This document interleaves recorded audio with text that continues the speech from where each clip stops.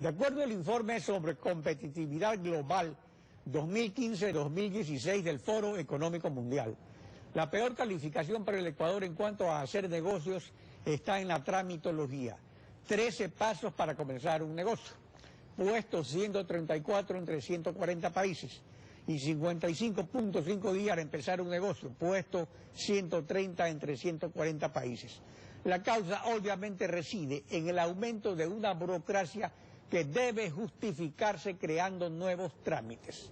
Su plan de gobierno, ¿qué prevé en cuanto a una reforma administrativa del Estado? Alfredo, ciudadanos, una cosa va acompañada de lo otro. No puede ser posible que para crear una empresa en el ámbito de emprendimiento tenemos muchos trámites. Y como usted lo ha manifestado, el aparato burocrático, esa burocracia dorada en el país, ha crecido de manera significativa. Nosotros vamos a achicar el tamaño de esa burocracia dorada, condensando en cierta fusión de empresas privadas, por ejemplo, y acabar con ciertos ministerios coordinadores para, primero, priorizar el gasto corriente ineficiente que se ha hecho durante mucho tiempo por parte del oficialismo y después de esa compensación reducir el déficit fiscal que se tiene.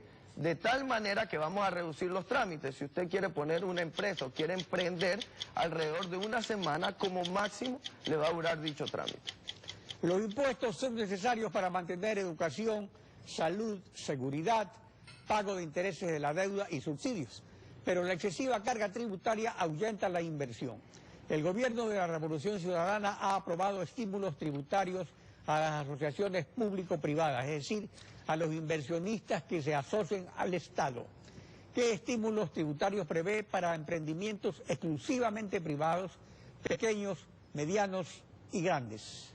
Aquí hay una situación evidente, ciudadanos, y es que la presión fiscal en el país ha aumentado progresivamente. Aquí tenemos un cuadro en donde se ha manifestado que desde el año 2006 hay un aumento de la presión fiscal, incluso teniendo los precios del 2011 al 2014 más altos de la historia del petróleo. No quiere decir esto que no hay compensación en cuanto a la situación económica. Hemos tenido una política fiscal agresiva contra la empresa privada. Nosotros proponemos eliminar el impuesto de salida de divisas, que no deja entrar el capital dentro del país, eliminar el anticipo del impuesto a la renta, eliminar las salvaguardas que tienen que ver con la importación de materias primas. De esa manera incentivamos a la inversión privada, pero sobre todo la autonomía tributaria para la inversión equitativa a nivel de las provincias.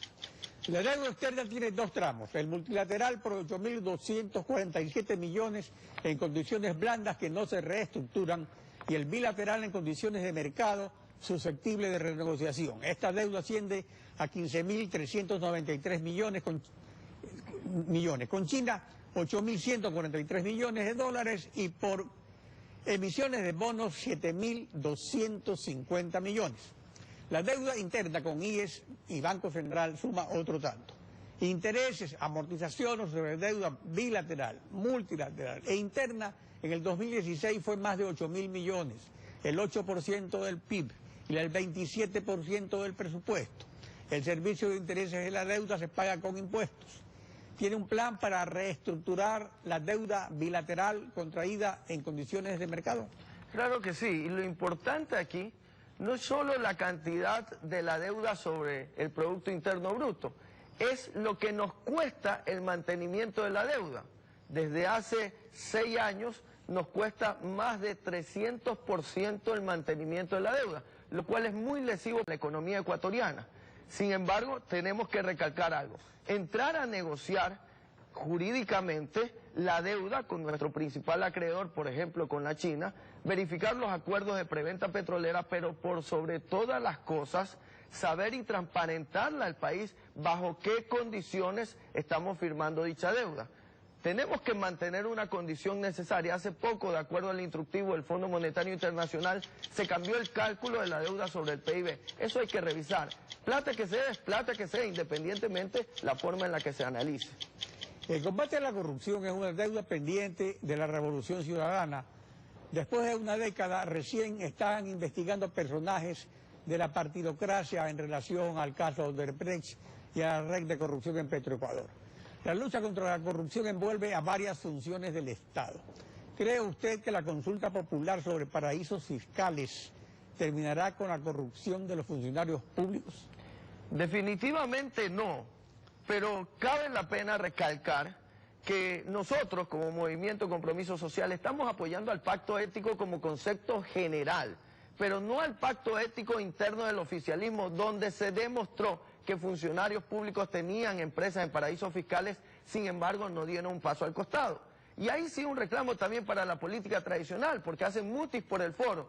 Nosotros hemos evaluado y hemos implementado esta propuesta de ley bisturí para erradicar el cáncer de la corrupción, donde estipula penas máximas por peculado de 40 años, el actual Código Integral Penal lo hace en 13 años.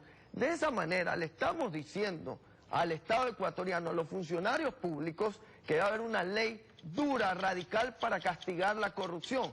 Pero nadie hace nada, Alfredo, ciudadanos. Será porque tienen vinculaciones con casos de corrupción anteriores. Segunda y última pregunta. Algunos candidatos han planteado una cooperación de Naciones Unidas contra la corrupción, como en Guatemala, donde ha funcionado con éxito, pero eso implica un trabajo conjunto de la Comisión de Naciones Unidas con los funcionarios de las funciones judicial y de transparencia y control social, que continuarán en funciones varios años más. Esto hace imprescindible una reforma constitucional respecto a las funciones de transparencia. Mire, nosotros hemos propuesto, por ejemplo, la elección de fiscal por voto popular, lo cual no genera un cambio constitucional, sino una modificación del reglamento de participación ciudadana para elegir al fiscal. De esa manera estamos independizando esa función del Poder Ejecutivo. En los objetivos de desarrollo sostenible de las Naciones Unidas, nosotros hemos propuesto y hemos sentado nuestra base de plan de gobierno. Esto quiere decir funciones independientes que no necesitan cambio constitucional porque las leyes están dentro de la Constitución, pero sí genera independencia plena, y esto verificado por toda la ciudadanía en un control estricto diariamente de los objetivos que se cumplen por parte de los organismos de turno. Iván Espinel, presidente.